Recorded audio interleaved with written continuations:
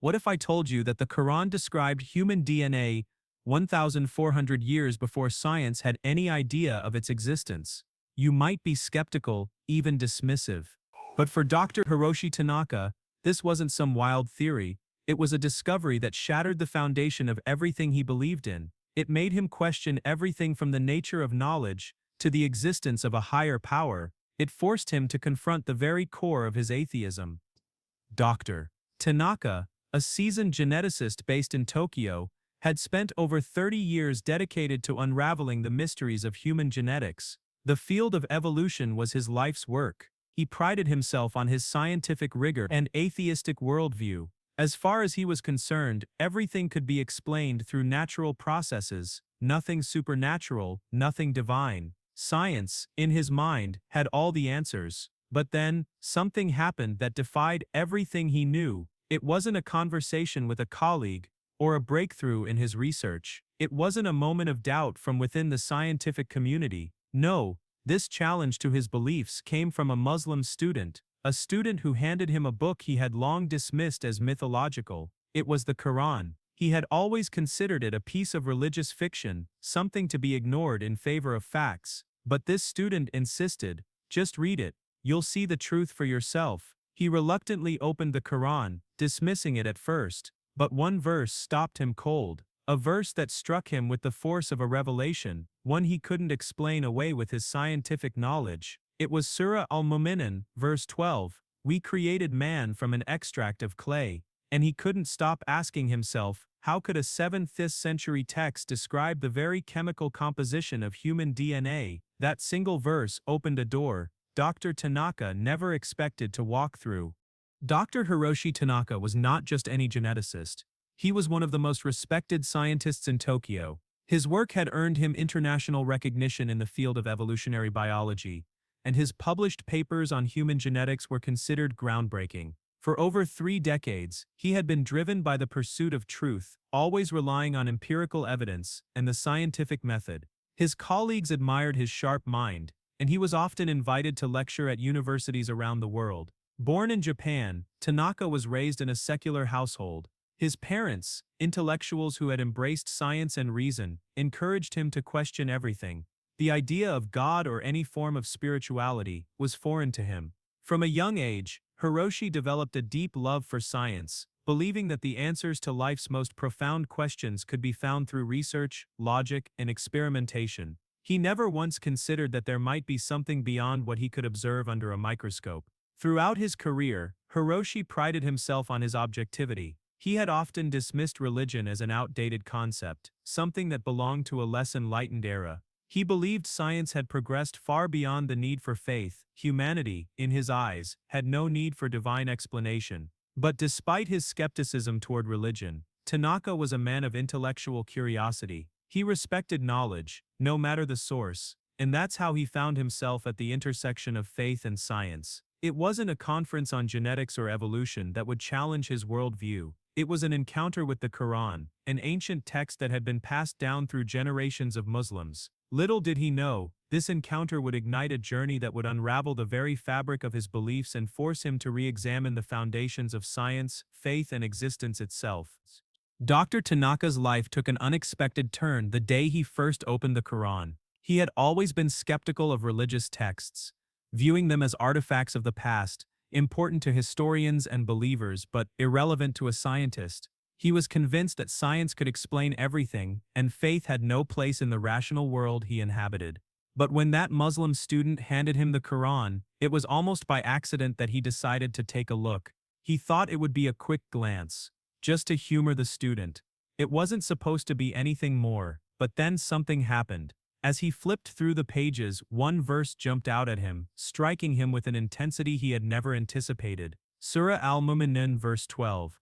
"We created man from an extract of clay." Tanaka froze. For a moment the world around him seemed to vanish. How could a 7th century text contain knowledge of human DNA? How could a religious scripture from the time of the Prophet Muhammad (PBUH) describe the exact process of human creation using words that mirrored modern biological terms? Extract of clay, the phrase seemed simple enough, but as a geneticist he recognized that it hinted at something deeper. The very idea that ancient scholars might have understood the chemical makeup of life was a puzzle he couldn't ignore. In the quiet of his lab, Tanaka could feel his mind racing. The text had described something that seemed so foreign to the science he knew. Could there be a connection between this ancient text and modern genetics? And if there was, what did that mean for his understanding of the origins of life? Was it possible that something he had dismissed as a mere religious book contained profound scientific truths? As much as he wanted to dismiss it, he couldn't. That verse had triggered something deep inside him, challenging everything he had once believed about the relationship between science and spirituality. Unable to shake the thoughts that the Quran had sparked, Dr. Tanaka began his quiet investigation into the verses that described human creation. It started as a simple comparison.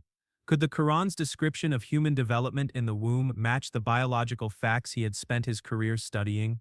At first, he approached it with the mindset of a scientist, looking for patterns, skeptical that any significant connection could exist. He would give it a cursory glance, dismiss it, and move on. But the more he read, the more he realized that these weren't just metaphorical references. The Quranic descriptions of human development in the womb were strikingly precise. One verse in particular caught his attention. Surah Al-Insan verse 2, which describes the initial stages of embryonic development as a tiny drop of fluid. In modern science, the early stages of human development are marked by the fusion of sperm and egg, a process that could be described as a drop or nutfa, just as the Quran had mentioned. Intrigued, Tanaka continued to investigate. He spent late nights comparing these Quranic verses with the stages of embryology he had studied for decades. The similarities were too striking to ignore. The Quran spoke about the creation of man in terms that, to him, sounded remarkably like the descriptions found in modern textbooks on human development. But as he dug deeper into these verses, he realized that his colleagues were not going to take this seriously. His fellow scientists would dismiss the Quran as a religious document, not a source of scientific knowledge. Even when he pointed out the parallels between the Quranic descriptions and modern science, they shrugged it off as coincidence. Still, Tanaka couldn't help but be drawn to the text's detailed accuracy. If these descriptions were purely coincidental, they seemed too precise. The more he researched, the more he became convinced that there was something to these ancient words that modern science had yet to fully grasp. The evidence was mounting, but he knew he had to go deeper if he was going to uncover the truth. As Dr. Tanaka delved deeper into the Quran, he found himself torn. He had spent his entire life building a career based on rationality, skepticism, and scientific proof. His identity as a geneticist was grounded in the belief that science could answer all questions about existence. But the Quran's detailed description of human development was forcing him to confront something he had long denied: the possibility that science was not the only path to truth. Every night, as he pored over the verses, his mind raced with questions. How could the Quran describe such precise biological processes long before modern science uncovered them? Could it be that science had missed something, or worse, had he been wrong all along to dismiss the text so readily? The internal conflict became unbearable. As a man of logic, he could not reconcile his scientific background with the emerging possibility that there was more to reality than empirical evidence. His mind struggled with the tension between what he knew as scientific fact and the growing realization that the Quran might contain profound knowledge that science had yet to discover. This internal battle was compounded by his fear of being labeled as irrational. What would his colleagues think if they knew he was even considering the possibility that the Quran contained scientific truths? The very idea of publicly acknowledging this seemed absurd. He had spent years distancing himself from religion, and now found himself questioning everything he thought he knew. It wasn't just about the Quran anymore. It was about his identity, his career, and his reputation as a respected scientist. He couldn't risk losing everything. Yet at the same time, he couldn't deny the overwhelming sense of something larger at play, something that science alone couldn't explain. Each verse he read only deepened his confusion, and with it, his curiosity. But would he be brave enough to follow this path, even if it meant abandoning his old worldview? Scene 6. Seeking Answers, 350 words. Determined to find a way to reconcile the Quran with his scientific expertise, Dr. Tanaka began to explore the work of others who had made similar discoveries. It wasn't long before he stumbled upon the research of Dr. Keith Moore, a Canadian embryologist whose work had drawn attention for its groundbreaking connection between the Quran and modern embryology. Moore had made headlines years earlier when he published his research on the accuracy of Quranic verses about human development, which seemed to align perfectly with what scientists were discovering in the laboratory. Moore's work focused on how the Quran described the stages of embryonic development, stages that had been confirmed by modern science only in the last few decades. The more Tanaka read, the more he was stunned. Could it be that Moore's research was the key to understanding the profound correlation between the Quran and the science he had dedicated his life to studying? In one interview, Dr. Moore famously said, "This isn't faith, this is science, this is peer-reviewed fact." Moore had acknowledged the remarkable parallels between the Quranic descriptions of embryology and modern medical knowledge, asserting that the text was centuries ahead of its time in its depiction of human development. For Tanaka, it was as if a door had been opened. Here was a scientist, not a religious figure, confirming that the Quran's depiction of embryology was not only accurate, but scientifically sound. The more he explored Moore's findings, the more Tanaka realized that he had been wrong. The Quran wasn't just a book of faith, it was a book of profound scientific insight, centuries ahead of its time. It wasn't a coincidence, it was something more. But the deeper he went, the more difficult it became to keep his findings secret. The temptation to share his discoveries grew stronger with each passing day. However, Tanaka knew that revealing what he had uncovered would come at a great personal cost. Would his colleagues believe him? Would his career survive? And most importantly, would he lose his own sense of identity as a scientist? As Dr. Tanaka continued his research into the Quranic verses and their connection to modern science, the mounting pressure from his colleagues became impossible to ignore. At first, his colleagues had brushed off his curiosity as a passing phase, a fleeting intellectual exercise that would eventually fade. But as he dove deeper, more fervently researching the links between the Quran and modern embryology, whispers began to spread through the lab. His inquiries had become more than just academic. They were starting to challenge the very foundation of his professional life. One afternoon, after a particularly long day of research, Tanaka was called into his mentor's office. Professor Sato, a leading figure in the field of genetics, was a man known for his logical precision and unwavering commitment to the scientific method. Tanaka had always respected him, but now the stern look on Sato's face left no room for doubt. His mentor was concerned. "Hiroshi," Sato began, his voice heavy with disappointment, "you're abandoning reason. You've been a distinguished scientist, but now you're letting these ancient myths cloud your judgment. The Quran may be a religious text, but it has no place in the laboratory. You're letting faith interfere with your objectivity." Tanaka's heart sank. He had always prided himself on his commitment to science, and yet now, he found himself at odds with everything he had built. His mentor's words stung because they hit at the core of his identity. Was he still the rational scientist he had once been, or had he become something else entirely? As the days passed, the pressure only increased. His colleagues began to distance themselves, openly mocking his interest in the Quran. In private, some suggested that Tanaka had gone mad, questioning the very essence of his career. The whispers of a once respected scientist now being ridiculed behind closed doors grew louder. Yet despite the ridicule, the evidence he had uncovered refused to be ignored. It wasn't just his career at stake anymore, it was his very reputation. But Hiroshi couldn't unsee what he had found. The Quranic revelations seemed too precise to dismiss as coincidence.